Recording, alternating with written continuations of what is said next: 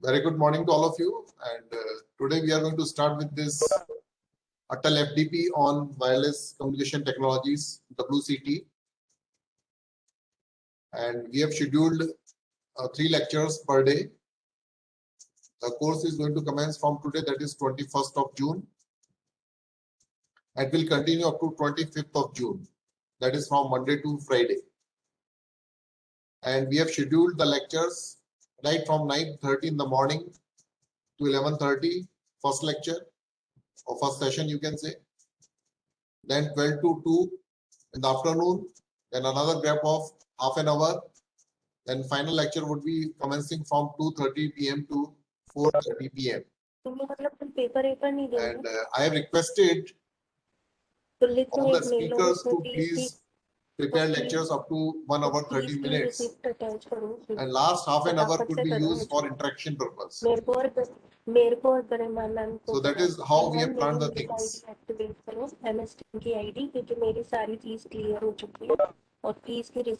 is how we have planned the things. Now the first lecture that I'm going to take today is basically introduction to wireless communication. So basic concept would be discussed here in the first lecture. Then I will take another lecture today itself, that is NOMA in 5G communications, non-orthogonal multiple access in 5G communications. After this, today itself from 2:30 p.m. to 4:30 p.m. my co-coordinator Dr. Wilfred will take lecture on machine learning in wireless communication. On 22nd of June, that is Tuesday, the first lecture would be taken by Professor Manav Bhatnagar from IIT Delhi, MIMO wireless communication, and he will continue in the afternoon also on 22nd. And the final lecture on 22nd would be taken by Dr. Matadin Bansal of IIIT Jabalpur. That is on pre-coded design in wireless cognitive relay networks, a case study. So MIMO would be basically the theme for Tuesday. And today's theme is basic introduction of wireless communication and NOMA, together with how the machine learning can be applied in wireless communication. That will be taken care by Dr. Wilfred today. On Wednesday, we are going to have 2 lectures from Dr. Mukesh Mishra. He is from IIIT Dharwad. And he will basically focusing on millimeter waves based cellular networks. Because we know that bandwidth is very limited in the UHF band. So that's why we are planning to, people are planning to go to the millimeter wave communication. So basically his talk would be focused on millimeter wave based cellular networks. The first 2 lectures on Wednesday would be taken by Dr. Mukesh Mishra on millimeter wave communication in cellular network. And after that, in the third session on Wednesday, Dr. Sunil Yadav from IIIT Allahabad, he will basically introduce the physical layer security. Then he will focus on vehicle-to-vehicle communications. So on Thursday, 24th of June, the first lecture would be taken by Professor Bimal Bhatia from IIT Indore, and his talk would be basically focusing on IoT and its implementation part. How we can implement IoT, Internet of Things kind of network. So this is also going to be very useful lecture. Then he will take another lecture that is also upcoming thing, that is visible light communication. So this will also be taken by Professor Bimal Bhatia from IIT Indore. After this, another research area which has opened recently is intelligent surface, reconfigurable intelligent surface. And Dr. Sunil Yadav will take this lecture, that is on Thursday afternoon, 2:30 p.m. to 4:30 p.m. And on the last day of the course, we are going to deal with the first lecture would be stress management. Basically developing a conscious lifestyle, because one session is compulsory as per the Atal program. Basically this would be focusing on health issues or yoga or something like that. So this lecture is planned like this. Hopefully that the stress is not developed during this course itself, but as mandatory, so we are going to deal with this particular topic, dealing with stress, developing a conscious lifestyle. That will be taken by Mr. Sandeep Pradhan. He is a very experienced person in this field. Then finally, this second lecture on Friday would be taken by Dr. Matadin Bansal from IIIT Jabalpur again. And he would be focusing on the future things of wireless communication, that is beyond 5G, 6G communications. So his talk is going to be like that. And finally, in the Friday itself, we are going to have assessment. So assessment would be done from 2:30 to 4:30. A particular time slot will be given to you. So that here also you are required to basically solve some objective type questions, and within some given time you are required to submit it. Mostly it will be taken on the Google form, and the link would be provided before this assessment test. And as you know, as per the guideline of the ATAL AICT, two things are compulsory to get the certificate from ATAL Academy. One is you need to pass in this test, assessment test, one thing. And secondly, you are required to go for good attendance actually, because every day the attendance would be taken, and rather we are going to take the attendance every session. In each day there are 3 sessions. Every session is going to have 3 attendance. Every day is going to have 3 attendance, and this attendance we are required to submit in the ATAL portal every day. And we know, and you know that we can't help you in this regard. So it's in your interest to attend all the sessions. We are simply going to forward this attendance to the ATAL portal, and based on some criteria, maybe they require 70 or 80% of attendance. Based on that, they will issue the certificate. So please take care, be attentive, be regular in all the sessions. Also perform the assessment test at the end of the course, that is on Friday, last session, so that you get the certificate in time. And we have planned the lectures very beautifully. All the speakers are very experienced and they're very knowledgeable in their field.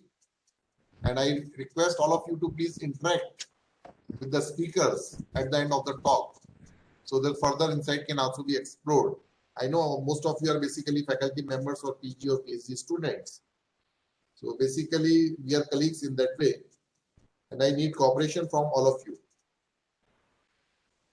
So any question pertinent to this outlay of this program and any doubt about this? After this, I'm going to start with today's lecture. So I'll just wait for some questions or some doubts from your side. Let me tell you, myself and Dr. Wilfred are the coordinators of this program. Dr. Wilfred is a faculty from IIITM and is working closely in this area of machine learning and wireless communication. And I joined this institute IIIT in 2006 as associate professor, and later on in 2010 I became full-fledged professor. So I basically work in this area of wireless communication and networking, and so that's why we planned the course on wireless communication technologies, and we are grateful to AICT for sanctioning this particular course. And this is being sponsored by AICT, ATAL program. So if there is, I will wait for another 1 or 2 minutes. If there is any query from your side about the course, so we can discuss it. Otherwise, I'm going to start with this. And I can see around 66 participants. Out of this, 2 or 3 are basically from our institute or internal, like myself and Godfrey. And this course is also being helped by 3 persons. That is Mr. Mesh Thakur and Ms. Arju Dikshit and Ms. Satakshi Singh. So they are taking care of everything. And we have also circulated one email, that is vycom.atm@gmail.com. If you are having any query related to this course, please send your query to this particular email ID from where you have received this invitation. I think I got a query that any material would be provided. So basically what AICT has done is that we are going to record each and every session, and please, I am requesting Dr. Godfrey and Ms. Arju to please make sure that everything is being recorded properly. So at the end of this, when this course is over, we will share the link. So you can see the video recording of that. So that is the best material that you can have. So that will include automatically the slides that we are going to share. Another question. So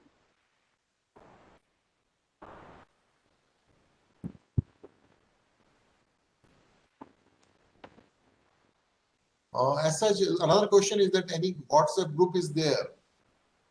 Okay, we'll try to create one WhatsApp group. So I request Ms. Arju to create one WhatsApp group. So that would be also useful. So I request Ms. Arju Dikshit and Ms. Shatakshi to create one WhatsApp group, and because we are having the phone numbers, mobile numbers of each one of you, so we can include this. So I hope that by today evening we can create that. But otherwise, we can communicate to you through this vycom.atm@gmail.com. So I think there is no other query coming from your side.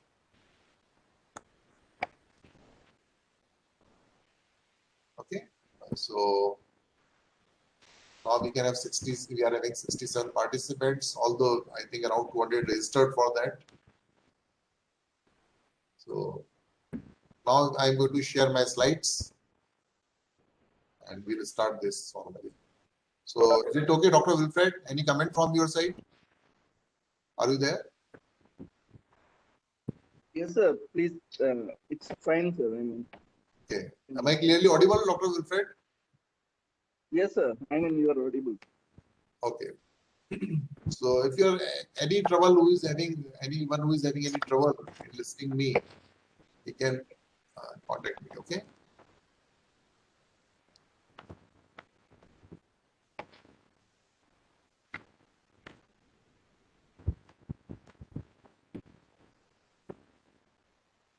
So are these slides visible to all of you?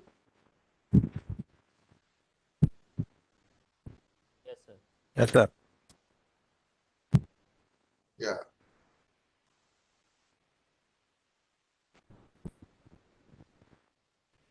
So I'm going to start with this introduction to wireless communication. Okay, this is the outline. So let's see how much we can cover in this. So basically, this is the basic block diagram, of which I think most of us must be aware of this thing. On this side, we can see. Okay, I will also make it.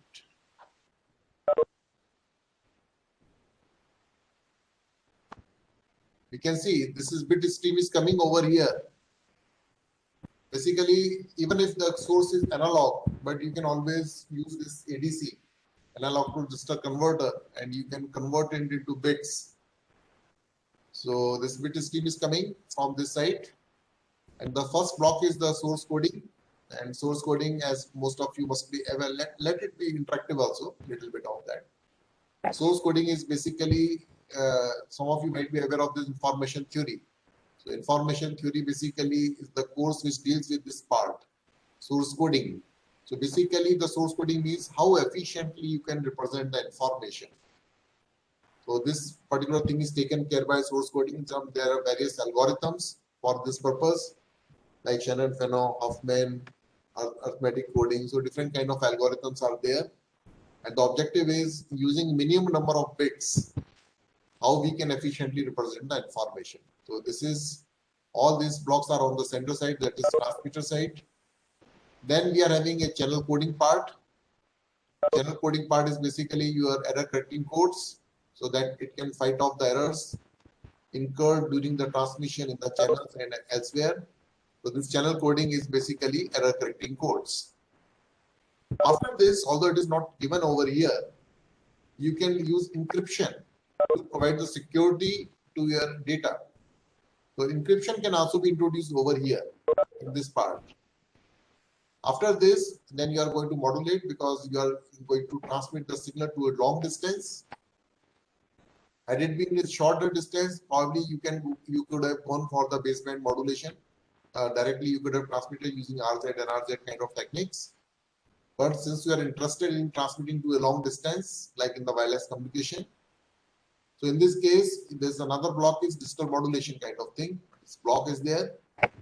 So after this, the signal basically become analog waveform. Then after this, you are going to transmit it through some antennas over here. Okay. And in between the sender and the receiver, this particular media is known as the wireless channel. So this is basically wireless channel is the main thing which is going to make it different from the wired network. Wired network, as we know, in our institute is having this kind of wired network where you are accessing the internet through local networking and other things. But in the wireless, there is no wire actually. So we are having this wireless channel between the sender and the receiver.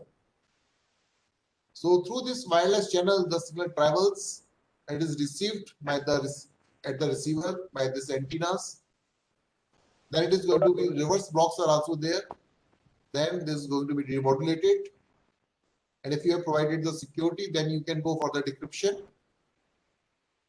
Otherwise, you are going directly to the channel decoding part. That is the additional information, additional bits that you introduced at the time of channel coding. So I think one message I just received is one person is not able to listen my voice, but I like to, there could be some problem at his end. So I request that person to please log out and then log in. Ms. Arju, can you just drop a message so that you can just log out and log in again once again. So there is going to be channel decoding part, which is just reverse of this channel. Channel decoding is just reverse of channel coding at the receiver side. Then there is a source decoding, and if everything goes well, then you can receive the information at a distance bit stream, the same bit stream that you have transmitted. So this is the basic block diagram. Okay. So another thing is free space signal propagation, because whenever we are talking about the wireless channel, the benchmark is the free space signal propagation. Free space means there is no obstruction between the sender and the receiver. So this is known as the free space signal propagation. So what happens here?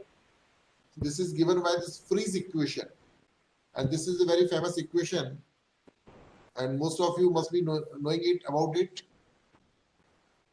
That we are having this received power PR, PT is the transmitted power. Then we are going to have this gain of the antennas, transmitting gain and the receiving gain. This is the receiving gain antenna. This is the transmitting gain antenna. This is the operating wavelength. And wavelength can be obtained as C over F. C is the velocity of light, 10 to 10 to the power 8 meters per second. And F is the operating frequency, that is the central frequency I am talking about, the carrier frequency. For example, if you are operating at 2 gigahertz, then you can very well calculate by dividing it what is going to be the wavelength. And D is the distance between the transmitter and the receiver. So this is basic equation. And this equation is basically used as a benchmark, so that you can compare the other wireless channel with reference to this free space signal propagation model. And we can see here the receiving power is going to be proportional to 1 over D square. But the things will dramatically change in the case of wireless channels. It can go up to 1 over D raised to power 4 also. Okay. So this is the thing. In the multipath, we can see here what happens in the case of wireless channel. Multipath propagation takes place. So in the multipath propagation takes place, we are going to have a transmitter and we are going to have a receiver. The signal is transmitted by the transmitter. It goes through different kind of physical phenomena. For example, it can go through the reflection and reach to the receiver. Reflection takes place when the object dimension is greater than the operating wavelength. When the object dimension is more than the operating wavelength, then the reflection phenomena takes place. Another physical phenomena that takes place and which carries the energy from transmitter to the receiver is the diffraction. Diffraction is basically the generation of the secondary waves from the sharp edges. And then we are having this scattering part also that we can see here. When the object dimension is less than the wavelength, then the scattering phenomena takes place. So it's basically a combination of all the three things: diffraction, reflection, and scattering, through which the energy is being carried from the transmitter to the receiver side. And what happens, we can see, since the waves are traveling the different distances in the wireless channel, so that's why they are reaching at different point of time at the receiver, because they are traveling the different distances. So many times these waves are going to be out of phase with each other. So that is going to create a problem. Because what happens is that so many waves, phasors are reaching to the receiver and they are having different distances, different phases are there. And remember, when you travel only lambda is only few centimeters, please remember. In the case of wireless, because we are operating at 2 or 2.5 gigahertz. So the wavelength is only few centimeters. So if you travel only lambda difference is there, the phase is reversed by completely 2 pi. That means the phase change is very quick as compared to the amplitude change. And please understand, the rapid fluctuation in the received signal strength, which is known as the fading, is more because of the phase change than because of amplitude change. So the main culprit is the phase change, because phase can change very quickly. And since the many phasors are being combined at the receiver and they are coming from different distances and different phases, so many times these are also time varying, because either the transmitter or the receiver or the scatterers, obstacles present in between the transmitter and the receiver, they are moving. If any of the things move, the things will change dramatically. The phase change would be there, and these phasors are going to combine sometimes coherently in the same direction, or they sometimes oppose each other. So when they combine in the same direction, so what happens? The signal strength goes up. When they subtract from each other, the signal strength goes down. So that's why there is a rapid fluctuation in the received signal strength. This is the reason basically. Okay. So the multipath can reduce the signal strength, and we have seen in our benchmark model and that in the free space signal propagation, the signal strength decreases as 1 over d square. D is the distance between the transmitter and the receiver. But if you take a very simple model, which is known as the ground reflected model or two-ray model, here we can see this is a direct wave coming from base station to a receiver, and the receiver is basically sitting in this car, and another is the ground reflected wave like this going to from ground reflection. Even these two waves, they will cause the receive power to decrease substantially. Here the receive power decreases proportional to 1 over d raised to power 4 instead of 1 over d raised to power 2, which was the case in the free space propagation. It is because of the destructive interference between the direct signal and the signal reflected from the ground. So that's why the things change dramatically in the case of wireless channels. So earlier we were getting 1 over d square. Now we are even a two-ray path can sometimes give you 1 over d raised to power 4. That means the power degrades very rapidly in the case of wireless channels, unlike your free space propagation model. So another thing is that multipath can cause delay spread. Delay spread basically means if I transmit a pulse from the transmitter side, how much in the time dimension I am going to receive this signal. I am not going to receive the single pulse. I would be receiving multiple pulses because the different waves are traveling the different distances, so they are reaching to the receiver at different point of time. So basically the same signal is being received by the receiver at different point of time, and this is basically known as the delay spread. This is the reason. For example, we can see I am transmitting a single rectangular pulse like this, but it is traveling a direct path, maybe some reflection or maybe some scattering also there. So it is reaching from three paths, and also it undergoes a distortion also. So what happens is that you are receiving a line of sight path pulse that is directly, and also it is changing the shape because of the frequency response that we will see just now. What is the frequency response of the channel? And another two pulses would also be there. So you are transmitting a pulse, single pulse, but you are receiving three pulses or maybe more than three pulses also, depending on the channel impulse response. So this is the channel impulse response of the channel. So maybe three or more than three pulses you can receive, and also they are being distorted. So this kind of problem is being created by the wireless channel. So multipath can cause delay spread.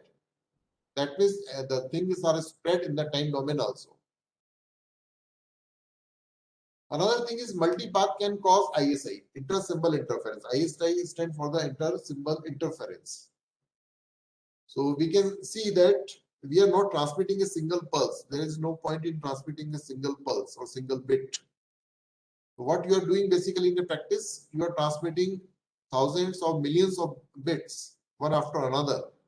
So what happens is that, suppose that for the illustration's sake, I am taking one rectangular pulse of black, another is blue one. If I transmit these two pulses consecutively, so what will receive? We receive the black pulses because at the different delays I am receiving line of sight plus coming from the different multipath. At the same time, I have launched the second pulse, blue pulse, but it will also reach. Whereas the effect of the previously transmitted pulse has not yet died down. That means now here is going to be some kind of,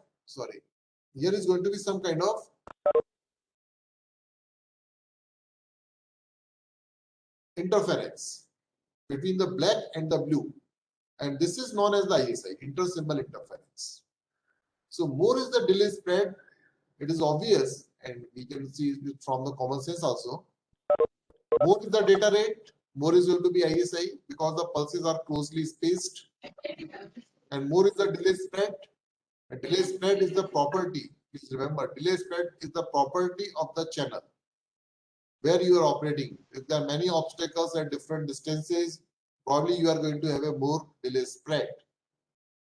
And how much it is going to affect will also depend on the data rate. Data rate will depend on the application.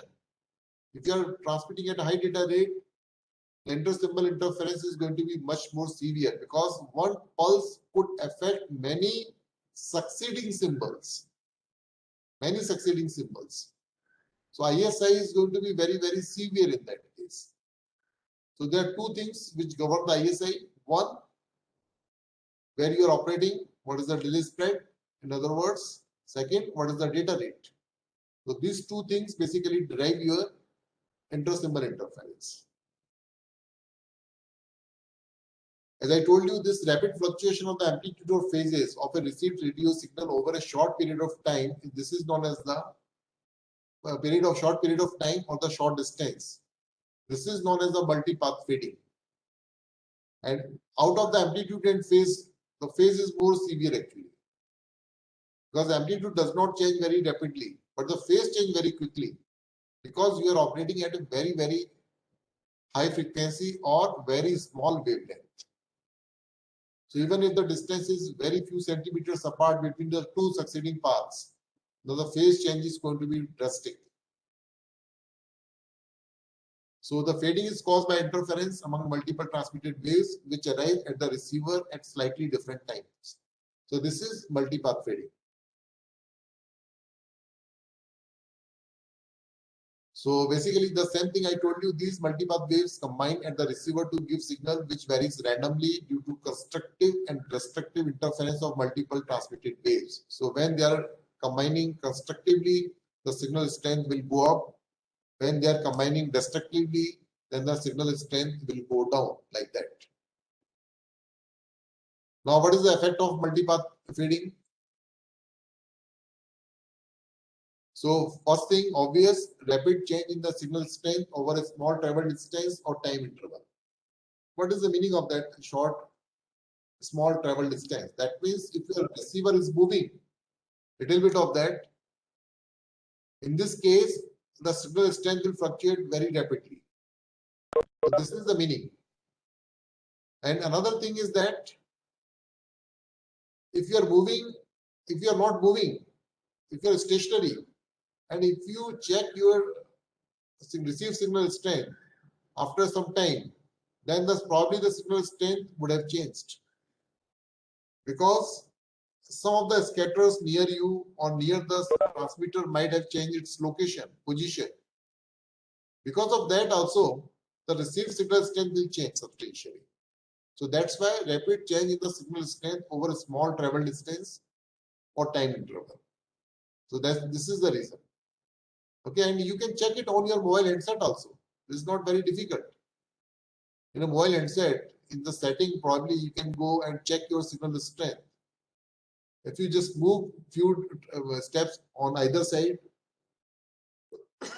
you will see that the received signal strength, which is given in dBm, minus 70, minus 60, or minus 80 dBm somewhere here, it has changed. And even if you are not moving, but if you check the reading after some time, probably the reading has changed. So this is the effect of multipath fading. Another is random frequency modulation due to varying Doppler shift on different multipath signals. So basically, as we know, if there is a relative motion between the transmitter and the receiver, in this case, the frequency changes, and this is basically coming from the Doppler phenomena. That means whatever the frequency you have transmitted at the receiver side, you will get a different frequency because of the Doppler effect. And third thing is the time, basically time dispersion. That means that there is going to be time delay. The pulse is not received singly. It is going to be received in multiple times at different point of time. So there is going to be time dispersion, echoes caused by the multipath propagation delays. So basically it is affecting the time delays there, frequency because of the Doppler effect, and the signal strength also changes. So basically the wireless channels affect each and everything. Signal strength, frequency as well as delay. So this is the problem with the multipath fading. So what are the factors which influence fading? Speed of mobile. As we know that higher the velocity of the mobile, more is going to be the Doppler effect. So higher the mobile speed, more is going to be the fading effect. Also the fading effect or fading envelope will change very quickly with the speed of the mobile. So I will show some graph on that also later on. So, and another is speed of surrounding object, even if the transmitter and the receivers are not moving, but the surrounding objects are moving. So that will influence the fading. Another is the transmission bandwidth of the signal. That is another important thing. Because we are going to compare two bandwidth. I will speak on that little later also. We are going to compare two things. One, the transmission bandwidth. The transmission bandwidth is related to your data rate. In general, if you fix a one particular modulation scheme, then higher the data rate, more is going to be the transmission bandwidth. More is going to be the transmission bandwidth. Because the transmission bandwidth is more when the symbol duration is small, because as we know from the Fourier transform, time and frequency, they unfortunately they are having inverse relationship. Anything short in time is more in frequency and vice versa. That means anything shorter in time, that means higher data rate, that means shorter time symbol duration. So bandwidth requirement is going to be more. So this is a transmission bandwidth. Another is the coherence bandwidth. This is the property of the wireless channel where you are operating. So later on we are going to compare two things. Transmission bandwidth coming from the signal or the transmitter side, and the coherence bandwidth, which is the property of the wireless channel. The coherence bandwidth in general is basically that bandwidth where the signals are highly correlated. That means the wireless channel is going to affect the frequencies within the coherence bandwidth similarly. For example, within the coherence bandwidth, if I am transmitting frequencies, then they will see same kind of attenuation and same kind of phase shift. That is what is meant by the coherence bandwidth. So later on we are going to compare this transmission bandwidth and the coherence bandwidth. Sorry. So this is wireless channel, and we can see here how the things are changing. This particular graph is plotted with respect to log distance. We can see here because we are covering a lot of distance, so that's why log scale is used. And this is the received signal power. We can see blue is the average, and this is red one is the local. This fading effect is taking place, and green one is the local mean basically. And the slope is basically the blue one is the slope, which tells you over a long distance what is going to be the degradation in the received power with respect to distance. If you are not considering the distance, if you are stationary, if you are not considering the distance, even with respect to time, which is plotted over here, we can see a large variation in the received signal power. This is plotted with respect to time, not with respect to distance. And this rapid fluctuation like this, for example, like this, they are basically small scale fading. And the local average, which is given by this magenta line over here, this is nothing but the large scale fading. Large scale fading, that means that is covering some distance, where, so some time, average of time, and small means basically for short duration of time, what is going to be the change in the received signal strength. Okay. So this is the envelope I was talking about. This is very standard envelope given in most of the literature.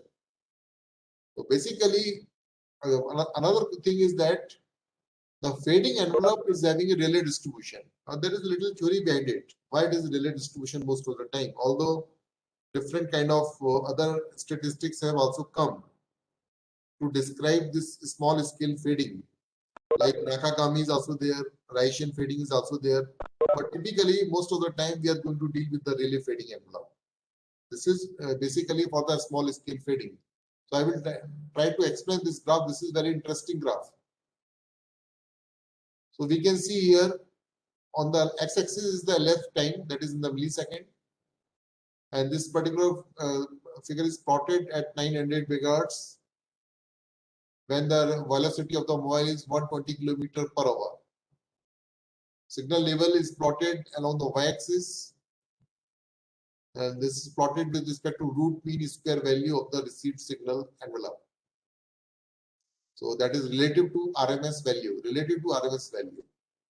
So 0 means the received envelope is basically identical to the root mean square value. Positive means it is higher than the root mean square value, and negative means it is lower than the root mean square value. This is the meaning. And we can see within few milliseconds, please remember on the axis we have plotted the milliseconds. Within few milliseconds, how many rapid fluctuations we can see in the received signal. How many received signal we can see here. And sometimes you will wonder, see if you look here carefully, here it is going up to -40 at this point. and the top is going to be around 0 dB somewhere here.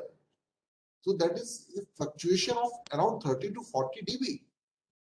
And this is a very, very big change actually, because we know that every 3 dB change, there is a doubling or half of the power. If I say minus 6 dB, that is 1/4 of the power. If I say plus 6 dB, that is 4 times of the power. Minus 9 dB means 1/8 of the power. Minus 12 means 1/16 of the power. And remember, we are going up to 30 dB. 20 dB means 100 times of the power. 30 dB means 1000 times fluctuations in the power. 30 dB means. So this much of rapid fluctuation that is taking place in such a short time interval. Please remember, it's still we are plotted the things in milliseconds only. Or in distance wise, we can see since we are operating at 900 megahertz, so you can calculate your wavelength. And since we are having a speed of 120 kilometer per hour, so based on that, in this time duration, you have traveled only lambda by 2 distance. That is maybe few centimeters. And this is within this few centimeters of travel, maybe 30, 40 odd centimeters, probably less than a meter. In this, your signal has fluctuate. Say from minus 20, 15, 16, it has gone up to plus 5, then it has again come down to minus 12. So much rapid fluctuation is taking with respect to time, with respect to the distance traveled, both way. So that is a very interesting graph. And the things will become worse. Things will become worse if you are operating at higher frequency range, because the wavelength will become shorter at 2 gigahertz, that is 2000 megahertz. So it will become worse in fact. And on the other hand, if you increase the velocity further of your mobile, the things will become worse also. So that is the kind of thing we are going to deal in this wireless communication. That's why proper characterization of wireless channel and what are the possible methods to counter this ill effect of the wireless channel is very important in the wireless communication.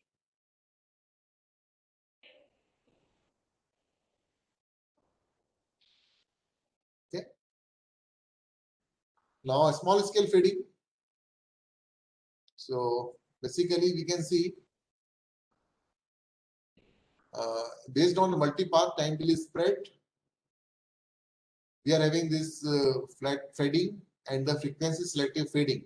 Two kind of fading could be described based on multi-path time delay spread, flat fading and frequency selective fading. So we can deal with both the things in either in time domain or in the frequency domain. Now I was talking about the channel bandwidth. So channel bandwidth is a characteristic of the channel,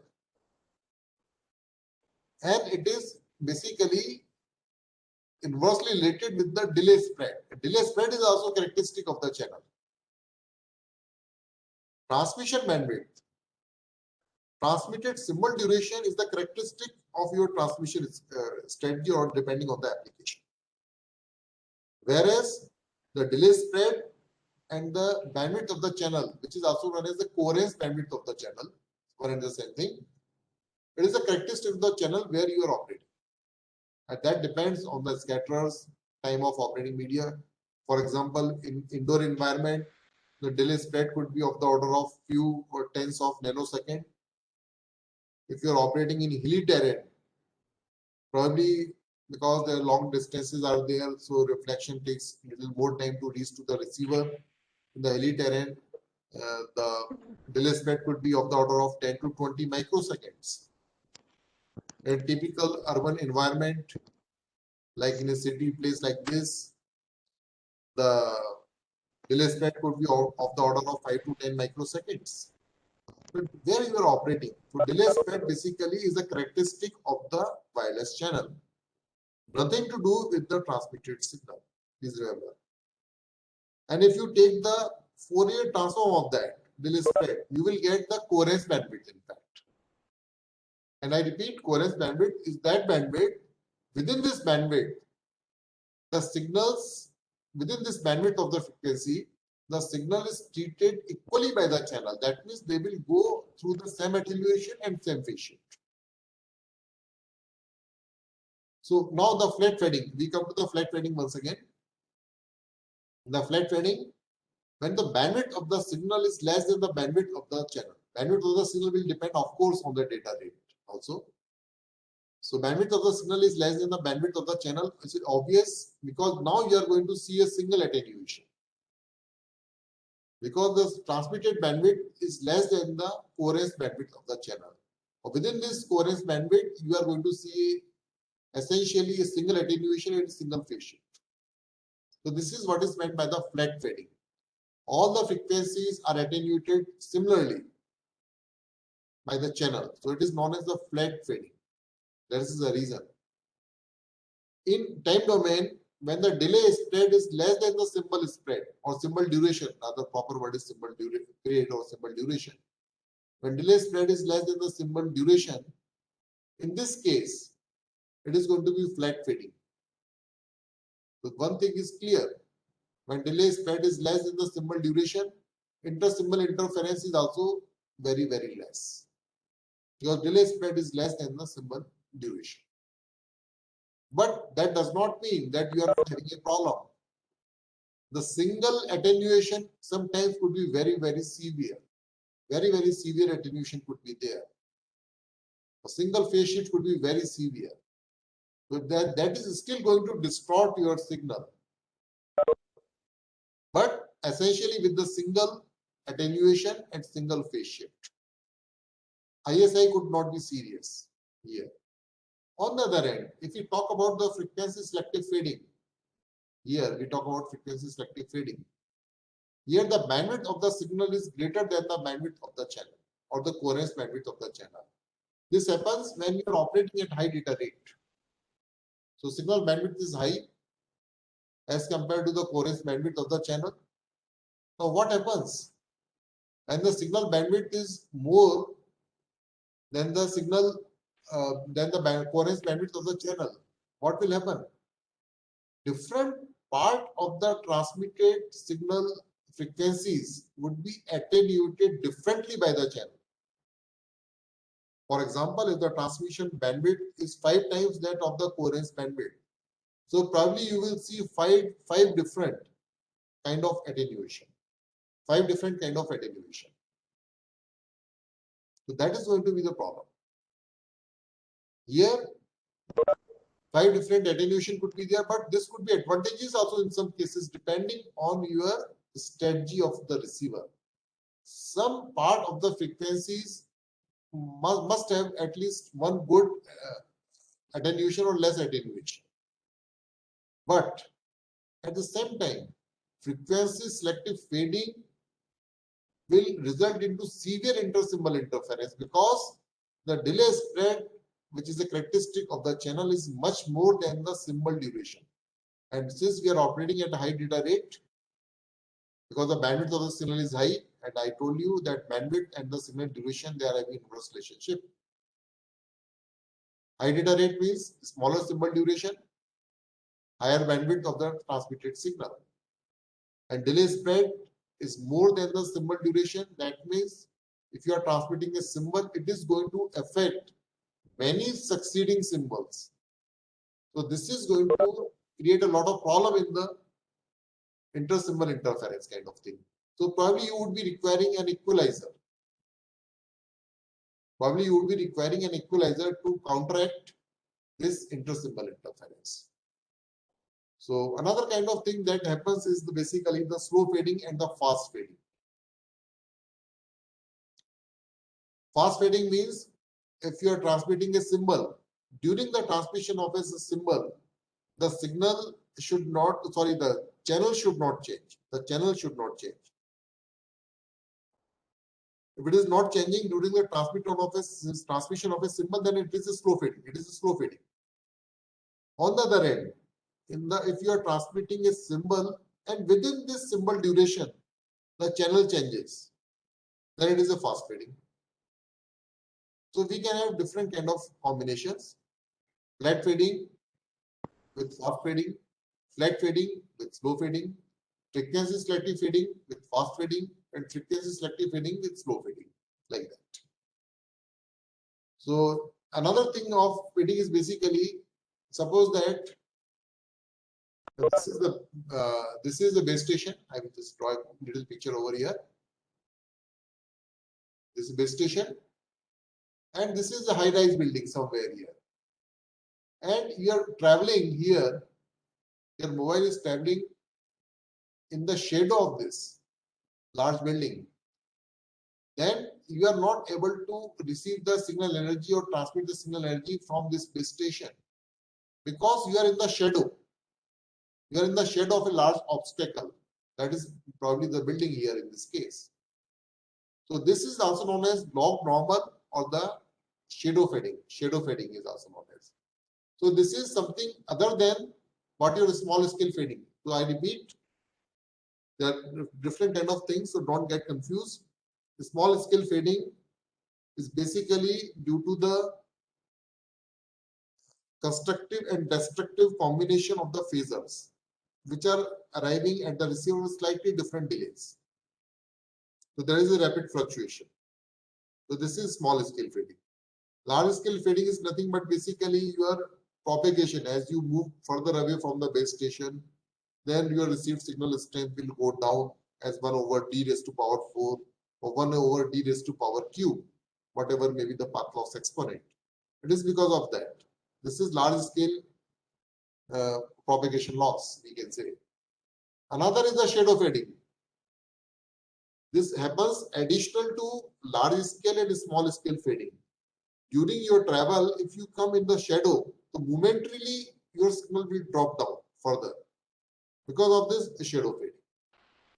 So there are different kind of phenomena which takes place. So that's why modeling a wireless channel and characterizing it properly is always a challenging task for any wireless communication engineer. So now we can see shadow fading, large scale fading. Basically, performance affected is the received signal strength and the mitigation technique, how we can overcome this particular problem. Use fade margin or increase transmitted power or reduce the distance. Yes. Increase power or reduce the distance between the base station and the mobile. That means you need to put more number of base station near to each other. And using this handoff, a particular mobile can move from one base station to another base station, which is nearer to it. Another is the fast fading, small scale fading. That is, it basically affects the bit error rate or packet error rate. So to overcome this particular problem, we use diversity or we need to increase the power. Another is basically delay spread. That is also coming from the small scale fading. Here basically inter-symbol interference is there. So to overcome this inter-symbol interference, we need equalization, spread spectrum technique, OFDM, or directional antenna. So various techniques are there. So we will see how many things we can cover now. So first and the foremost is the diversity. Diversity is very simple to understand. Diversity basically means, sorry.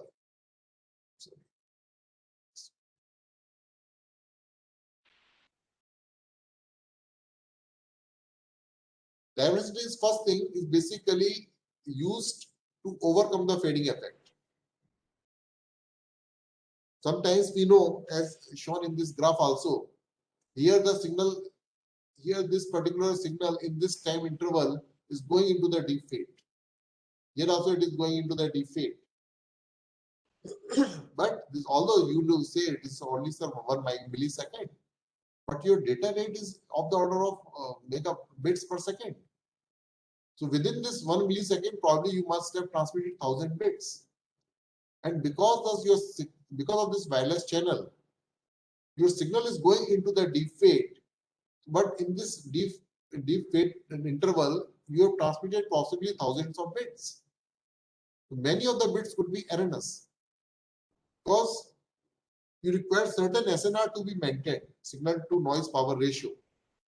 But due to a deep fade, the signal to noise power ratio is not maintained because received signal strength will go down drastically. So SNR is not maintained. So many of the bits that you are receiving are going to have errors. How to mitigate this particular thing? So for this purpose, we use a technique which is known as the diversity.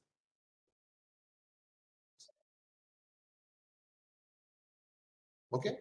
So in the diversity, we can see we are transmitting the same information. You are transmitting the same information over different independent channels. If you are able to do that, you are achieving diversity.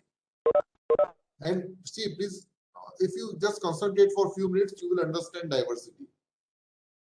I repeat, if you transmit the same information over independent channels, then basically you are going to have a diversity.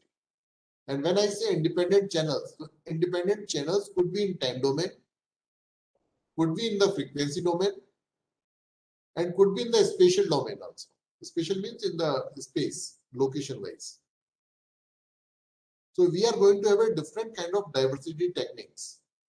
Depending where you are creating the channel, independent channels in time domain, or in frequency domain, or in the spatial domain. But the important thing is that the channel should be independent. Otherwise, you will not get diversity advantage. To my students, I always give very simple example so that we can understand the things very quickly. I hope that most of you must be aware of this, but still I can repeat this once again, if you permit me.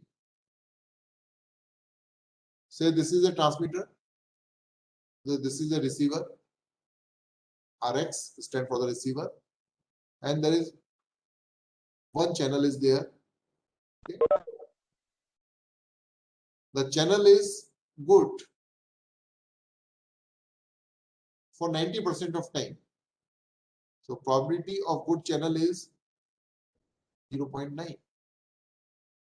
90% of the channel behave properly, but we know that due to some movements in the transmitter receiver or the obstacle, we can see it could go to the defect. So 90% of time it is working fine.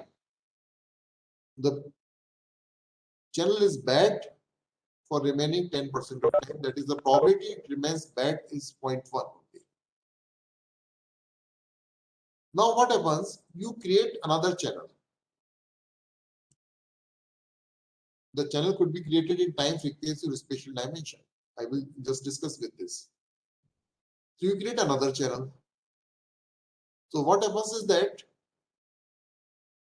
the second channel is also having the similar characteristic that it is 90% of time it is good and 10% of time it is bad. But we are making sure that the two channels are independent of each other. So now we are having four possible combinations. Both the channels good. One of the channel is good, another is bad. First one is bad, second one is good. And both the channels are bad. Now what is the probability that both the channels are good? So since they are independent, so we can multiply their probabilities, probability of good into probability of good. So that is 0.9 into 0.9, 0.81. And we can see one of them is good, one of them is bad. 0.9 into 0.1, that is 0.09. First one is bad, second one is good.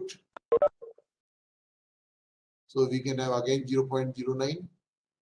Both the channels are bad at the same time, unfortunately. So we are having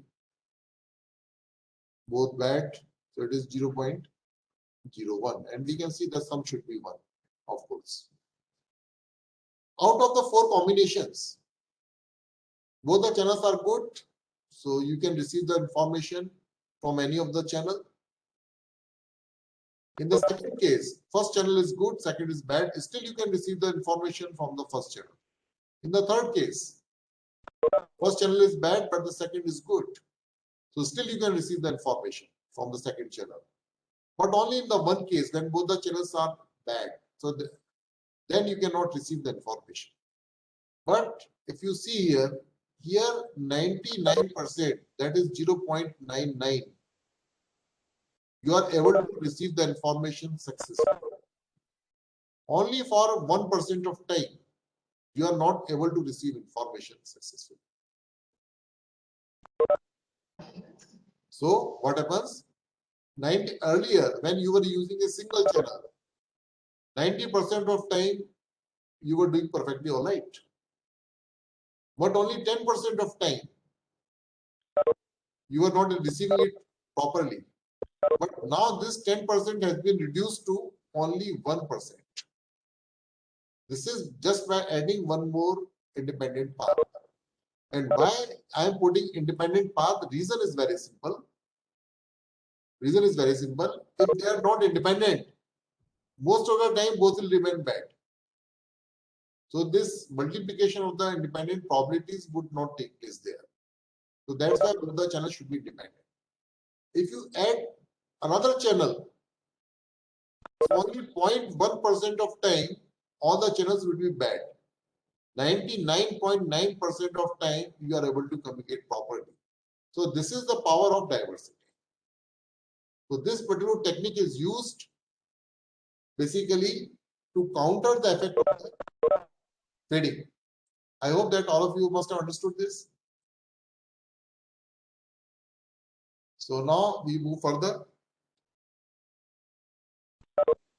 So the same thing which I just told you are mentioned over here. So diversity technique require multiple replicas of the transmitted signal at the receiver, all carrying the same information but with small correlation. Small correlation means they're independent essentially. The probability of all the replica being in the deep fade is much lower than that of an individual transmitted signal, like bad case. The probability of this event is very less. Reliability is increased, providing more resolvable path than that fade independently. That basically increases the reliability of the transmission. So now the diversity technique, how to implement this thing? So we can implement in the time domain, time diversity you will get. We can implement in the frequency domain or in the space domain. So you are in the time diversity mode. Basically what you are doing, you are transmitting the same information in the different time slots. And one more thing, in the time slot, the difference between the two time slots should be more than the coherence time of the channel. Should be more than the coherence time of the channel. Otherwise, what will happen? If they are in the same coherence time interval of the channel, they will not remain independent. Because this is the definition of the coherence bandwidth or coherence time. Within coherence time, the signals are highly related while passing through the channel. So the two time slots that you pick should be more than coherence time apart. Otherwise, the independence condition would not be applicable. That is a little precaution you need to take care of that. So basically, I think I have also given over here. The coherence time is a statistical measure of the period of time over which the channel fading process is correlated, or basically it is very similar to each other or identical, you can say, roughly. So time diversity can be obtained by various techniques like interleaving and coding, although this cannot be covered right now over here. But how we are going to receive this time diversities, interleaving and coding? But there is a disadvantage associated with the time diversity also. So time diversity result in a loss in bandwidth efficiency due to redundancy introduced in the time domain. Because same information is being sent in the different time slot. So basically, it is reducing the bandwidth efficiency. And please remember, bandwidth efficiency, I am talking in general for both time as well as for frequency. The bandwidth I am using for both time as well as frequency. Now, next is the frequency diversity. Same information bearing signal is transmitted on L carriers. L number of different carriers. Again, we need to take precaution. The carrier frequencies, the difference between the frequencies should be more than the coherence bandwidth of the channel to ensure independent fading, as mentioned over here. Exceed the coherence bandwidth to ensure the independent fading. Otherwise, they will be correlated. So all the frequencies will undergo the same fading. If one is going into the band, all the frequencies will simultaneously go into the band. So this will not improve any situation. So you will not get any diversity advantage. But I emphasize and repeat, to get the diversity advantage, the information must be sent over independent channel. Channel is I am using in a generic sense, could be in time, could be frequency, or could be in spatial dimension also. Okay, so this third generation direct sequence spread spectrum.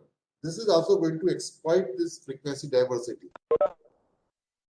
Okay. Multi-carrier modulation techniques, basically. This is also going to exploit this diversity in the frequency domain. But unfortunately, like your time diversity, this is also going to introduce a loss in the bandwidth efficiency due to redundancy introduced in the frequency domain. Earlier in the time diversity, you were introducing redundancy, sending the same information in different time slots. Here you are sending the same information in the different subcarriers, different frequencies. So this will also introduce loss of the bandwidth efficiency. So again, the same problem over here. Now the space diversity. So the replica of the transmitted signal are provided to the receiver in the form of redundancy in the space domain. So what happens in the spatial domain? We are sending the same information. So antenna diversity is basically used here in the spatial dimension, which employs different or multiple antennas for transmission and or reception. So what you are basically doing, you are creating a parallel paths between the transmitting antennas and the receiving antennas. So either you can use multiple antennas at the transmitter side, it becomes MISO, multiple input, single output. Or you can use single antenna at the transmitter and multiple receive antenna, it becomes CMO, single input, multiple output. Or you can use multiple antenna at both the ends, it becomes MIMO, multiple input, multiple output. Okay. Only thing that you are required to take care in the MIMO, CMO or MISO is that you need to separate the antennas wherever you are using multiple antennas, few wavelength apart. And this is not a big deal because wavelength is only few centimeter. In future, your handheld device like mobile could have multiple antennas also, because now we are going to operate maybe in 5 gigahertz range or maybe beyond that also. So only a few centimeters or 6 centimeter, hardly 2 inch would be required, or 2 or 4 inches would be required. So at the length of the mobile, probably in future you will have 2 antennas, and this will dramatically increase your speed of the transmission, or it can also increase your diversity advantage also. So this is how we exploit this spatial diversity using the multiple antennas. And the important thing is that there is no loss of bandwidth efficiency like in the case of time diversity and the frequency diversity. Because now you are using spatial domain. You are not using extra time slot. You are not using extra frequencies. You are using a spatial domain to exploit the diversity. Another example could be polarization diversity, where you can send the information in horizontal polarized or vertically polarized antennas. So at the receiver side, again, you use 2 different polarized antennas, horizontally polarized and vertical polarized. Another is the angular diversity, where the antennas are transmitting or receiving from the different directions, basically. So this will also basically you are trying to create independent path in whatever manner you can create. So you can get the diversity advantage. Okay. Okay. Even the second generation GSM system, it also use receiving antennas at the multiple receiving antennas at the base station. So basically you are using multiple receiving antennas in the GSM also. So basically you are getting the spatial diversity. At the same time, you are using interleaving error control coding. And this is also to give you the time diversity. So multiple diversity techniques could be applied at the same time in a particular system. Like you can use spatial diversity and time diversity, spatial diversity and frequency diversity also. Okay. So these kind of things are there, but the basic concept remains the same. You need to create independent path. Now only 15-20 minutes are left before the interaction takes place. So I will briefly introduce the different kind of multiple access techniques used in the wireless system. I just give you a pause of 1 minute.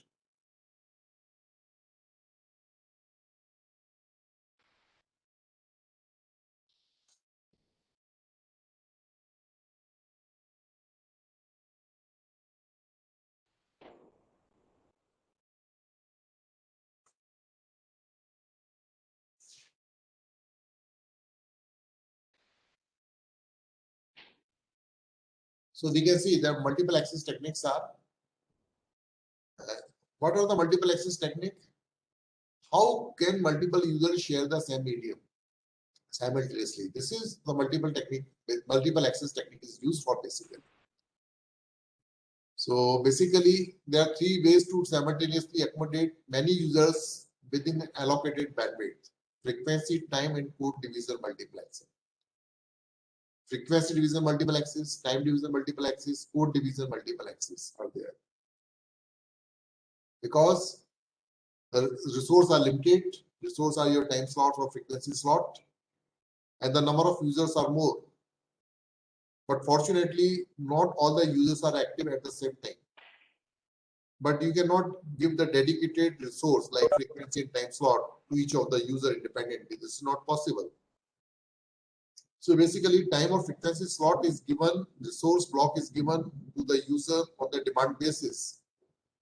I want to communicate if the slot, time slot or the frequency carrier is available, I will be given that. I will use it. I will send my data. Once the call is terminated, the same resource block, either time or frequency, could be allocated to some other user. So this is basically multiple access technique. So for this, we are having different kind of multiple access techniques like frequency division multiple access, time division, and code division multiple access. So this is frequency division multiple access. This was used in the first generation actually. First generation of mobile communication system. Like your AMPS, Advanced Mobile Phone Services.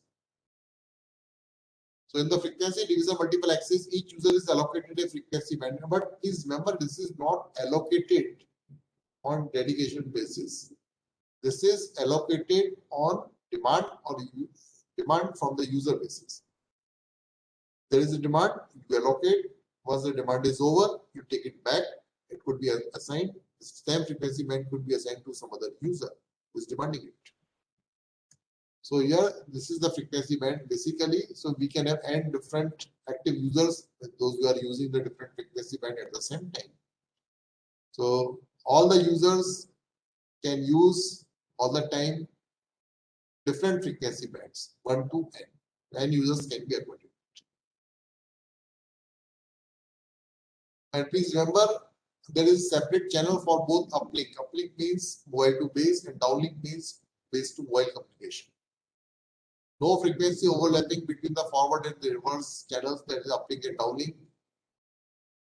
Basically, it is widely adopted in the analog system like your AMPS, first generation of mobile communication system.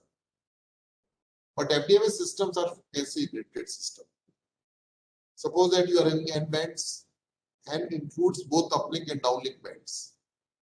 But suppose that n plus 1 active users come. Active means who is also transmitting, wishing to transmit at the same time. It also comes at the same time. Then you cannot accommodate it because all the bands are already occupied. So this is FDMA system are basically frequency limited. Or you can say bandwidth limited. Bandwidth I am using in the generic sense. It accounts both frequency as well as time. Next is time division multiple access. Each user is allocated a full spectral occupancy. As such, frequency wise, we are not going to create a problem. All the users are given the same frequency, all the frequencies, but the users are differentiated based on their time slot. So in a single frame, suppose that like GSM use 8 user slots. So 8 users are accommodated in a single frame in the GSM system. So when basically each user is going to transmit in the given time slot as it is mentioned over here. Okay. Different time slots. So there are n time slots, so you can accommodate n number of users, but n plus first user come, then all the slots are already occupied. You cannot accommodate the other user. So this is known as time division multiple access. This is also bandwidth limited. GSM is an example of TDMA. FDMA was example of first generation, and TDMA is an example of second generation. So they are also time limited or bandwidth limited kind of system. Next is the code division multiple access, CDMA system. Users commingle in time and frequency, but each user has a separate code. So the third access, which was not utilized earlier, is being utilized over here now. So here we are going to use this code access. So as such, the users are not differentiated on the basis of their time, on the basis of their frequency. They are differentiated based on their codes. The different spreading codes, that's why the spreading codes play a very important role in the third generation. UMTS, Universal Mobile Telecommunication Services, UMTS or CDMA kind of system, code division multiple access system.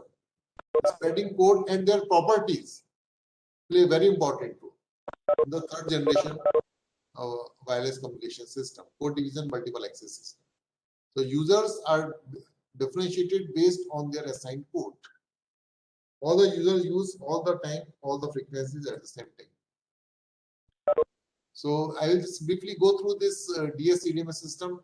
DS stands for direct sequence. What happens is that why the name is coming, there is another variety of CDMA system that is known as frequency hopped FH CDMA system, but this is not used much. So we are going to deal with this DS CDMA system, direct sequence code division multiple access.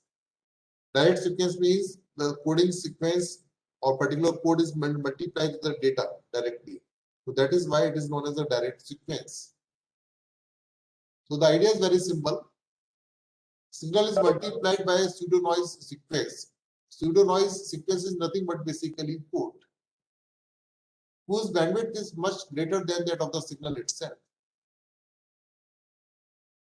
Because the smallest time unit in a code is known as the chip interval. And chip interval is very, very small as compared to the symbol interval.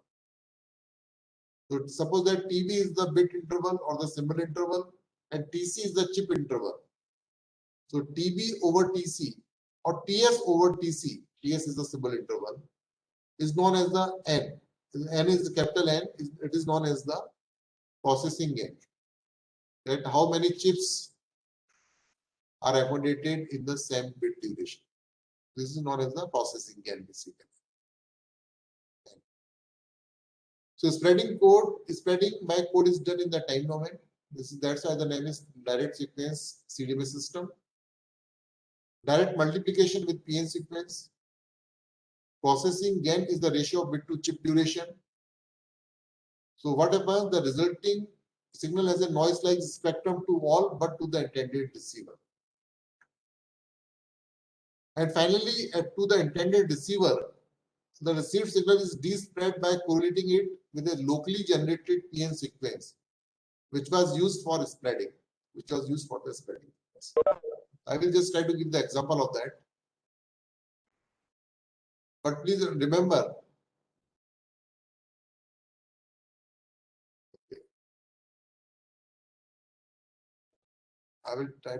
because only a few minutes are left, so I will give this example first. I think then we can understand the basic of code division multiple access. And then probably in the next lecture, we will deal with a little bit of fourth generation and the fifth generation also. So up to third generation, I would like to finish this lecture itself, little bit idea, basic concept. Although detailed discussion would not be possible within 1.5 hours and 2 hours time. So suppose that the basic principle is very simple. If you just focus for 5 minutes, then I think we can understand like that. We are having four mobile stations or four mobiles A, B, C, D, and each one is given a different spreading code: +1, +1, +1, +1. B is given plus minus plus minus. C is given plus plus minus minus. D is given plus minus minus plus. And data bit, we know that 1 and 0 are the logical values. They are not absolute values as such. Because if you multiply 0 bit, it will become 0 otherwise every time. Everything will become 0. So 0 is basically, bit 0 is taken as -1. Data bit 1 is taken as +1.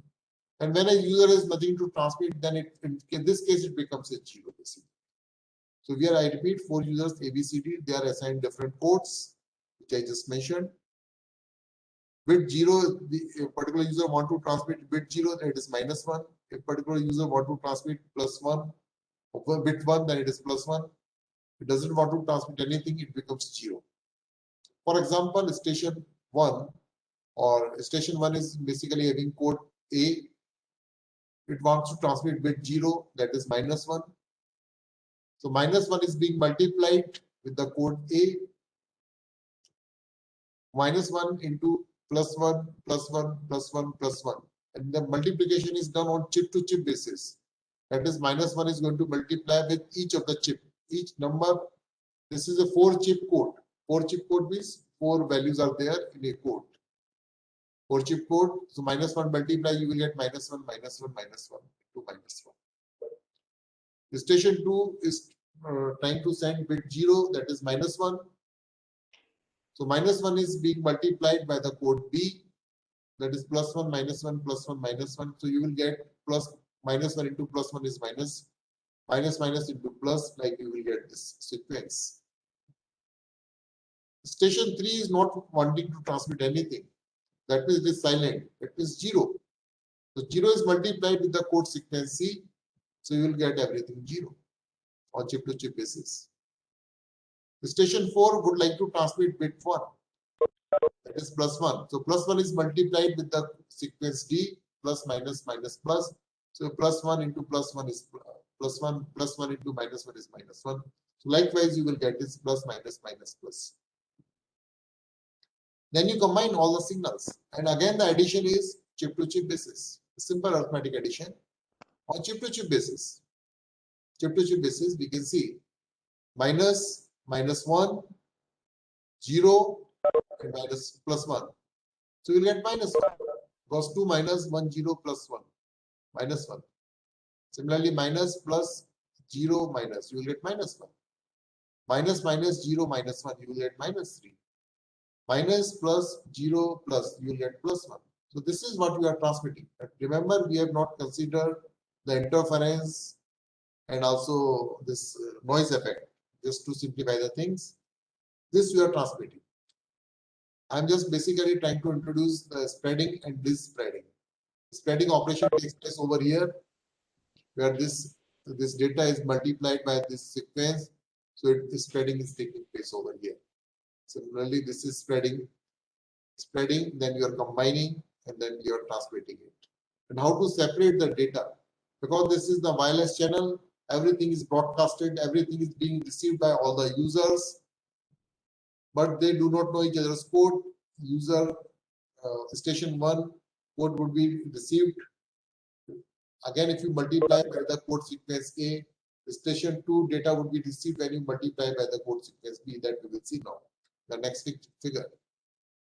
So this is the information or the data that you have received, like this -1, -1, -3, +1. And this is being multiplied again by the corresponding code sequence. Suppose that you want to separate the data for each of the user. Then multiply this -1, -1, -3, +1 by the same code as you have used for the transmission. Here it becomes disspreading. So -1 into +1 is -1. -1 into +1 is -1. -3 into +1 is -3. And +1 into +1 is +1. Then you add. After adding this, you add. Simply add, arithmetic addition. You will get -4. Since the length of the code is 4, Normalize it by dividing it by 4. You will get -1. -1 basically means 0. And in fact, you transmitted bit 0 only from the station 1. Similarly, the same information -1, -1, -3, +1 goes to the station B. Here also, you multiply by the corresponding code sequence, then you will get again -1, 1, -1, 1, -3, and -1. So you will get -4. Divide by -4, divide by 4, you will get -1. So again, you are receiving bit 0. In fact, you transmitted bit 0. You can check it. Station 3, it is being multiplied again. Here also we can see -1, -1, -3, +1 is multiplied with the +1, +1, -1, -1. So if you add it, you will get 0.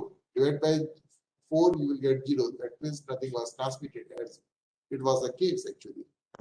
Similarly, if you transmit, if multiply by the spreading code of T, then you will get +4. Divide by the 4, you will get bit 1. So this is the basic concept on this CDMA system works basically. And this is how the signal things would look like in a signal domain. Because signals, I am taking only the amplitude part and making it the number to simplify the things. But otherwise, basically, in a practical system, all these bits and numbers are represented by some kind of waveform. How the things will like message 1, M1T is the message waveform. C1T is the spreading code of the user 1. I am taking you to user case only. Multiply at the transmitter side M1T into C1T. Transmitter for user 2 is M2T, message is M2T. C2T is the code sequence. Multiply, you will get M2T, C2T. Combine it. In the wireless channel, after this, the combined signal M1T plus C1T plus M2T, C2T plus noise also. Although it's not, we are not mentioning the noise here, but the noise will also be there. The combined signal is going to be received, and again it is, suppose that you want to take it out the user 1 data, then multiply it by the corresponding code waveform C1T. So if you multiply C1T to C1T is nothing but 1 actually, because +1 is 1, -1 into -1 is also 1. And integrate it, you will get only at M1T separate, can separate it, plus you will get M2T integration of C1T into C2T. Now, depending on the properties of the C1T and C2T, ideally they should be orthogonal to each other. If they are orthogonal to each other, if you take the integration of that, you will get 0. So that means there is going to be no residual interference. But if the code is not good enough, then there is going to be a little bit of residual interference, because if the codes are not perfectly orthogonal to each other, C1T and C2T, in that case, they are not orthogonal to each other, and you will get some kind of interference. So what happens is that similarly, same thing is applicable to the user 2. There you multiply by the C2T. Again, we can, if there's perfectly orthogonal, you will get only M2T, otherwise you will get some interference also. So CDMA system is not bandwidth limited system as such, because as such there is no time slot, no frequency slot, but they are interference limited system. So this is the main difference between the first, second, and the third generation. Third generation is interference limited system, CDMA based system, because what will happen if you cannot design all the code so nicely, and also the orthogonality is also lost in the fading part. Fading also destroys the orthogonality among the codes. Even if you design it beautifully, but the fading is going to destroy it eventually sometime. So what happens, you will have some residual interference, and this residual interference will go on increasing with the increase in the number of users. So what happens, it will becomes a point will come where the interference become very, very dominating factor. So when it becomes a dominating factor, your successful communication will be stopped there, because now it is going to be interfered too much. So successful transmission of the signal would not be possible. So there the CDMA system fails basically. So this is, and how, that's why this spreading code characteristics play a very important role.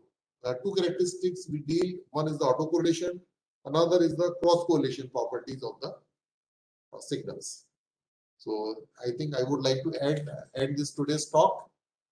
And if there are some questions, then I would like to answer, would be happy to answer these questions. Otherwise, we are going to meet again at 12 o'clock for my next lecture. So if there are some questions.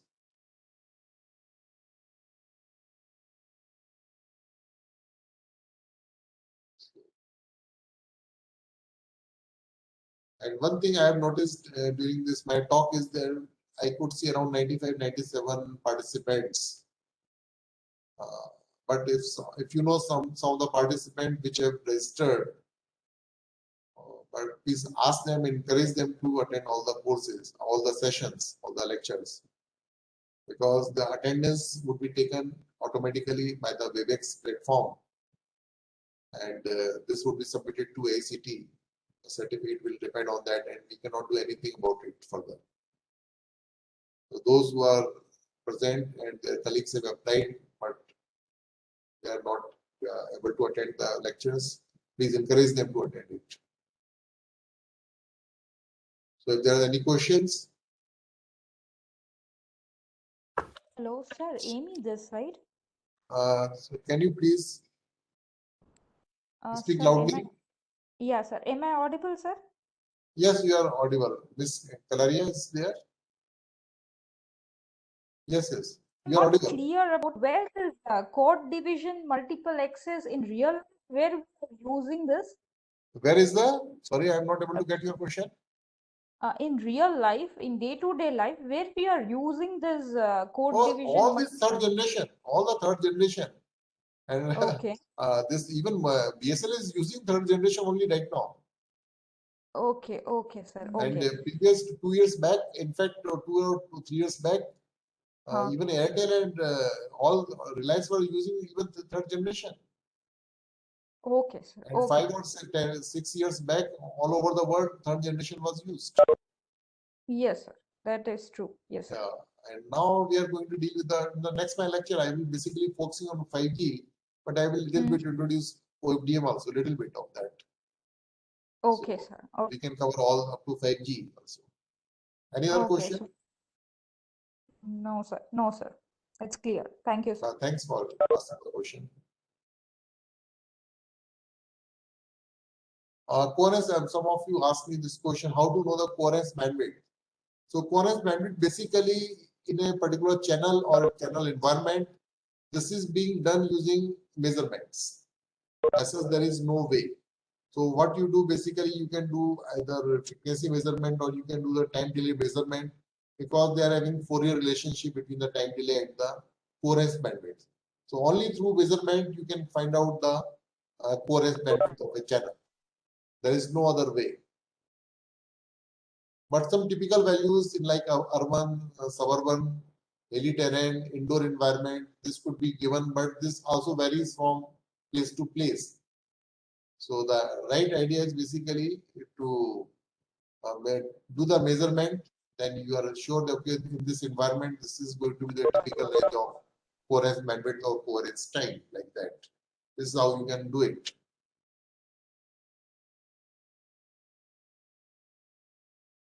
Any other question, please? And one more thing I would like to mention, before each of the session, 15 minutes before the session, you would be given a link. So just click that link, and through browser also, if you're not, Webex is not installed, you can join this course. Am I correct, Dr. Godfrey, Wilfred? Are you there?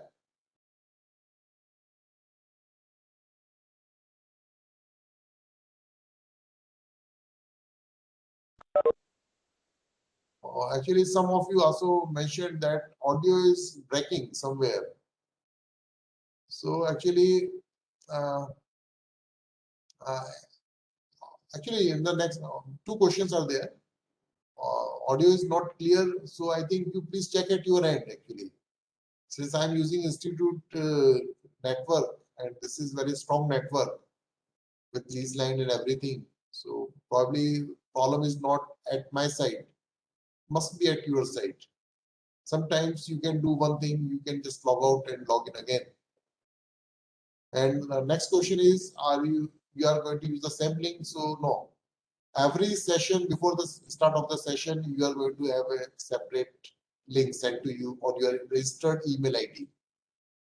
Registered email ID, you just check your email before 10 to 15 minutes before each session, then you can click on it, then you can join the course.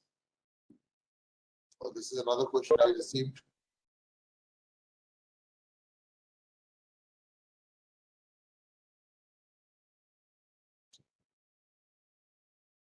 Sir, how to select the sequence A, B, C, D, sir? Sorry, please, can you repeat? Sir, how can we generate the sequence A, B, Yeah, there's of course these things I could not C? Is there any explain procedure nicely sequence? because this is using linear feedback shift register method. Of course, there are many things to be taught, but not everything can be covered. I hope you understand. But this is the simple implementation, shift register implementation to generate the code. Simple chips will do that job. Simple circuits will do that job. And again, there is a lot of mathematics also behind it. Probably you should be aware of a little bit of group theory and field theory also, model algebra. So that how these, because the code designing something very important in the CDMS system, it should have very, very good cross correlation property. Otherwise, this will result into a lot of interference to each other. So, and autocorrelation should be also good. Otherwise, this will result into a lot of inter-symbol interference also. So, good designing of the code is very, very important. For example, in a practical CDMS system, downlink base station to mobile, we use Walsh code. The Walsh code is very good when they are perfectly synchronized. So this could be used in the downlink because your base station is sending the different users data together. So they are perfectly synchronized. But uplink, they are not used Walsh code because in the uplink they cannot be synchronized because the different users are different location and there is no correspondence or the no synchronization among the different users. So different users transmit at different point of time. So basically the different users are transmitting in the asynchronous mode. So there is no synchronization. There the Walsh code give very, very poor performance. So they are not used in the uplink. They are used in the downlink. Uplink we use Gold code or Kasavi kind of code. Different kind of codes are there. So the basic idea is to introduce the basic concept about these things so that you can ponder on this and you can build up of your own. Things like that. So I welcome any other question.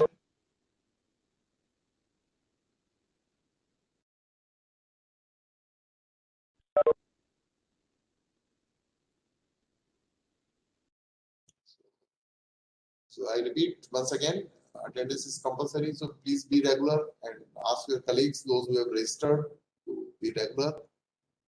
And my next talk is going to commence around 12 o'clock. So if something is left or something to be asked, then you can ask me my next talk also in the beginning itself. Otherwise, we are going to start with the NOMA also, non-orthogonal multiple axis. Excuse me, sir. Yes, please. Where we can find these slides and the recording, sir? Oh no, this I will send you the link later on when the course is over. Okay, sir. Okay, thank you, sir. So yeah, it's okay.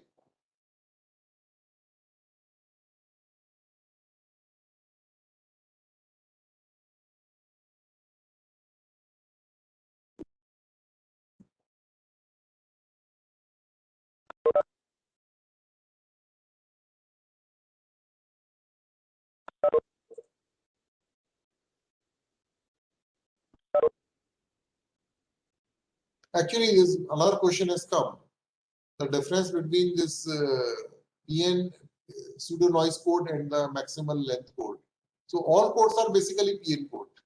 And within this pseudo noise code, there are different kind of code, maximal length code are there basically. And within this maximal load code, some special properties having gold codes. Walsh code is another kind of code. Honor basically PIN code, general, and maximum length means it is having the maximum length. Because if you are using 4 shift registers, that means you are having 2⁴ minus 1, that is 15 length code. That is the maximum length that you can achieve. That's why the name is given as the maximum length. Okay, so this is another question which has come.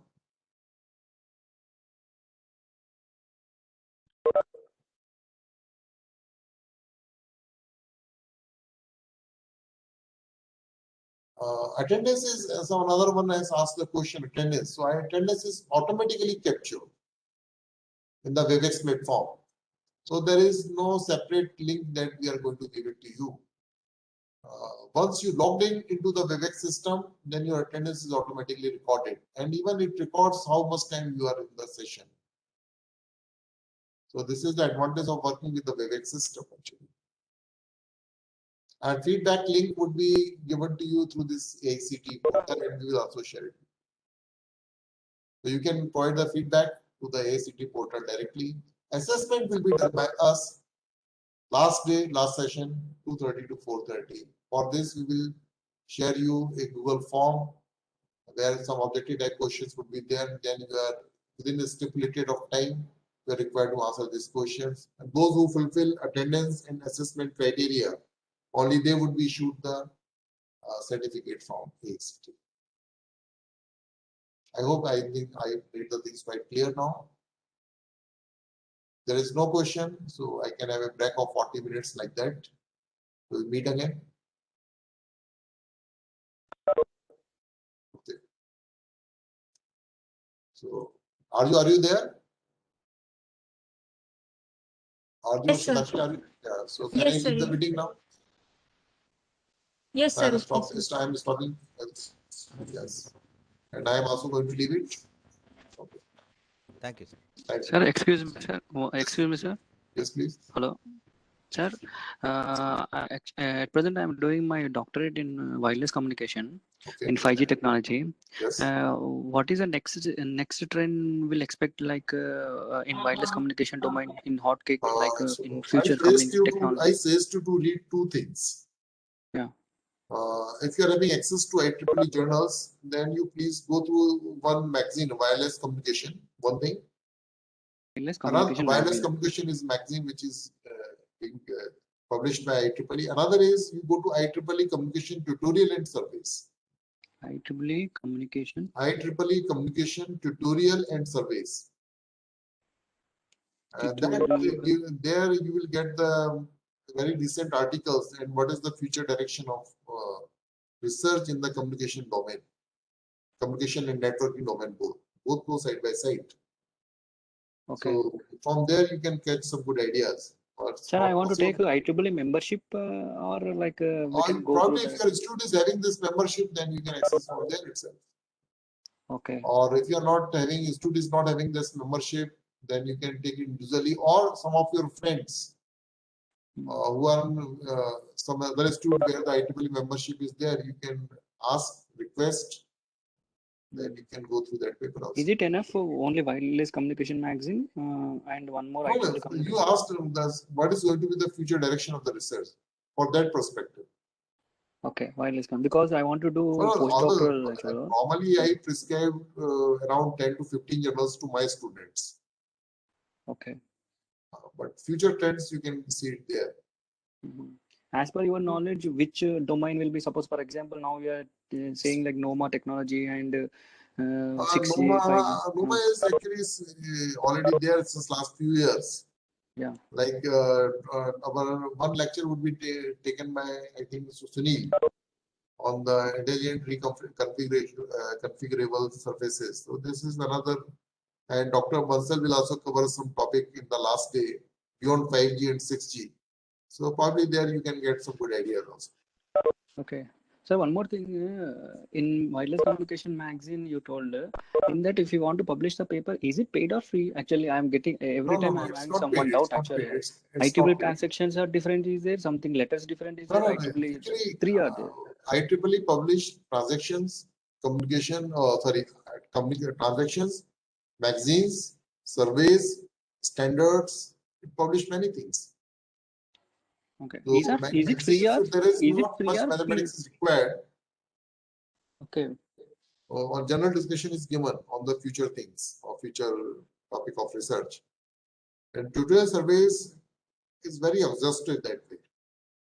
So it can tell you what are the problems being faced, what could be the possible directions. It is very exhaustive. Tutorial surveys end. It's very Okay. good. Transaction means mathematical representation calculation will be more. Transaction is basically you are working on a very particular idea, and then you are producing some result and comparing with some other schemes. And so you are probably developing some new algorithms and new methods. New discovery is there already that you are want to share with the academic world. Okay. Is it free or paid, sir? Actually, some people are saying something like Most they of will the charge. IEEE journals are free, but if that depends. If you are exceeding 8 pages, then they will charge you per page charges, something like that. Some open access journal could be paid also. Open access. How we can recognize that one? Open How access. can you? I How think can you we? better go to IEEE website where you Yeah. will get a lot of information about it. Actually, I'm surveying in No, IEEE. you can browse. You can browse. Okay. Absolutely, it's free of charge. Okay. Okay, that's getting one particular paper could be require membership, but you can still browse. No problem. Okay. All are free. IEEE page. Yeah. So you can Up to browse. 8 It's free of pages, there is no charges. Yeah. After 8 Browsing page is onward. free. Browsing is free. Okay. Getting paper is membership required. Okay. Any other questions, please? So I will end today's talk and we'll meet after 40 minutes, 35 minutes. Okay. Thanks. Bye. See you.